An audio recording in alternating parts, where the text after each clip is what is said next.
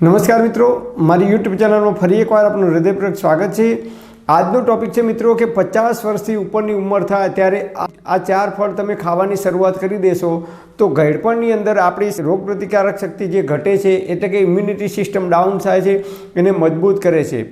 ઘડપણની અંદર આપણા શરીરમાં કેલ્શિયમની ઉણપ આવે છે તો કેલ્શિયમની ઉણપ આવતી નથી। ઘડપણની અંદર કબજિયાત જેવી બીમારી થાય છે, વારંવાર ઇન્ફેક્શન લાગવું, વારંવાર અવારનવાર આપણે બીમાર પડીએ છીએ, હાડકાં નબળા પડવા, આ તમામ પ્રકારની બીમારીઓની અંદર આ 4 વસ્તુનો તમે જો નિયમિત ઉપયોગ કરશો, ઘડપણની અંદર જેટલી પણ બીમારીઓ આવે છે મોટા ભાગની બીમારીઓથી આપણે બચી શકીશું। તો કઈ કઈ આ વસ્તુઓ છે? તો નંબર 1 દ્રાક્ષ, જેને આપણે કિસમિસ પણ કહીએ છીએ।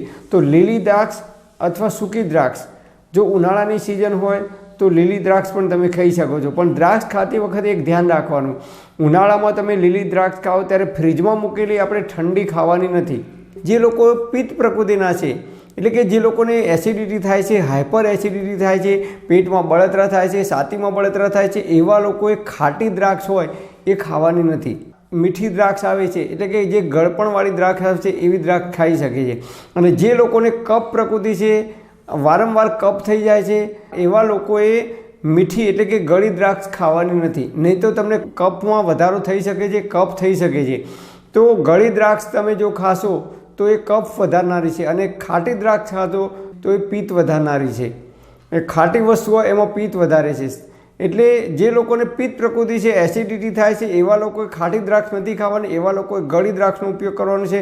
અને જે લોકોને કફ પ્રકૃતિ છે એવા લોકોએ ખાટી દ્રાક્ષ ખાઈ શકાય, એવા લોકોએ ગળી દ્રાક્ષ નથી ખાવાની, તો તમને કફ જલ્દીથી નહીં થાય, આટલું ધ્યાન રાખવાનું। જો કાચી દ્રાક્ષ ખાવામાં આપણે ના પડવું હોય તો ઘરે કિસમિસ લાવી દેવાની, એટલે કે જે સૂકી દ્રાક્ષ બજારમાં મળે છે એ કાળી દ્રાક્ષ હોય કે જે કંઈ નોર્મલ દ્રાક્ષ મળે એ દ્રાક્ષ લાવવાની અને રોજની 50 ગ્રામ જેટલી જ ખાવાની, વધારે નથી ખાવાની, એટલે કે આપણી મુઠ્ઠીની અંદર જેટલી આવે એટલા જ દાણા આપણે ખાવાના છે, ખૂબ ચાવીને ખાઈ જવાનું છે। તો દ્રાક્ષ તમે જો નિયમિત ખાવાનું રાખશો તો શરીરની અંદર કેલ્શિયમની ઉણપ નહીં આવે, હાડકામાં જે કમજોરી આવે છે કમજોરી નહીં આવે, હાડકાં મજબૂત થશે, ઇમ્યુનિટી સિસ્ટમને મજબૂત કરે છે। હવે નંબર 2 સફરજન ખાવાનું, રોજ એક નાનું સફરજન દિવસમાં ખાઈ જવાનું 50ની ઉંમર થાય પછી। તો સફરજન શું કામ કરે છે? તો સફરજનની અંદર ફાઇબર ભરપૂર પ્રમાણમાં છે। તો ફાઇબર શું કામ કરે છે?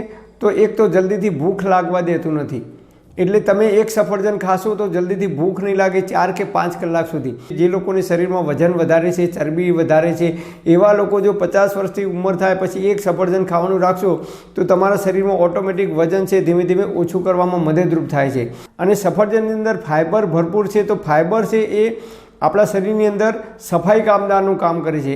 ફાઇબર છે એ આપણા આંતરડાની અંદર જે કંઈ ગંદકી જામી ગઈ હોય એ ગંદકીને દૂર કરવામાં અદ્ભુત પરિણામ આપે છે। નંબર 3 પપૈયું ખાવાનું, તો ક્યારેક તમે અઠવાડિયામાં 1 વખત કે 2 વખત જ્યારે પણ અનુકૂળતા આવે, મેટાબોલિઝમ સિસ્ટમને અપ કરે છે, રોગ પ્રતિકારક શક્તિને મજબૂત કરે છે, અને એ ખૂબ ઝડપથી પાચન થાય છે।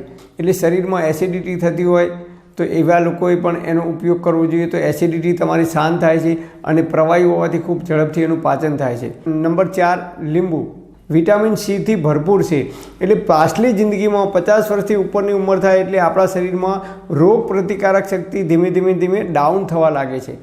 તો જો તમે દરરોજ 1 લીંબુ ખાવાનું રાખશો દિવસની અંદર તો રોગ પ્રતિકારક શક્તિ આપણી વધે છે, એટલે આપણે જલ્દી બીમાર પડતા નથી। ઘણા લોકોને અવારનવાર તાવ આવે છે, ઇન્ફેક્શન થાય છે, વાયરલ ઇન્ફેક્શનથી થતા રોગ થાય છે, એ તમામ પ્રકારની બીમારીઓથી આપણે બચી શકીશું। દરરોજ તમારે અડધું લીંબુ, દાળ ભાત શાક ખાતા હોય તો એની અંદર લીંબુ નીચોવીને બપોરે ખાવાનું। લીંબુ ખાતી વખતે ખાસ ધ્યાન રાખવાનું, રાત્રે ખાવાનું નથી।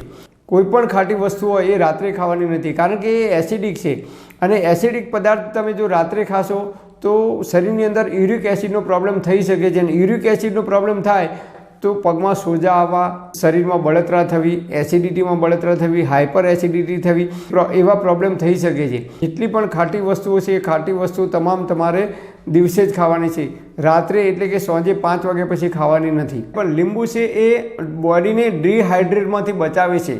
તમે જુઓ, જ્યારે પણ આપણને ઝાડા થઈ જાય છે એટલે કે સંડાસ જવાનું થઈ જાય છે ત્યારે આપણું શરીર છે એકદમ લૂઝ થઈ જાય છે, અશક્તિ આવી જાય છે, ત્યારે આપણે શું કરીએ છીએ?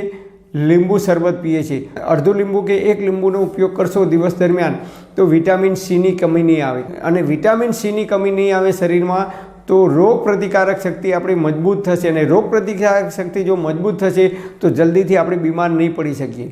તો આ 4 વસ્તુનો આપણે 50 વર્ષની પછીની ઉંમરમાં જો ઉપયોગ કરવાનું રાખીશું તો આપણે 50 વર્ષ પછી જે કંઈ બીમારીઓ આપણા શરીરમાં આવવાની શક્યતાઓ છે એ તમામ પ્રકારની બીમારીઓથી આપણે બચી શકીશું. પણ હા મિત્રો, તમારે કોઈ ડૉક્ટરની કે વૈદ્યની દવા ચાલતી હોય તો નિષ્ણાત વૈદ્યની કે ડૉક્ટરની સલાહ લીધા પછી જ આ વસ્તુનો ઉપયોગ કરવા માટે વિનંતી. પરમપિતા પરમાત્મા આપ સર્વેને તંદુરસ્ત અને નિરોગી રાખે એવી હૃદયપૂર્વક મારી પ્રાર્થના. Thanks for watching my video. Thank you.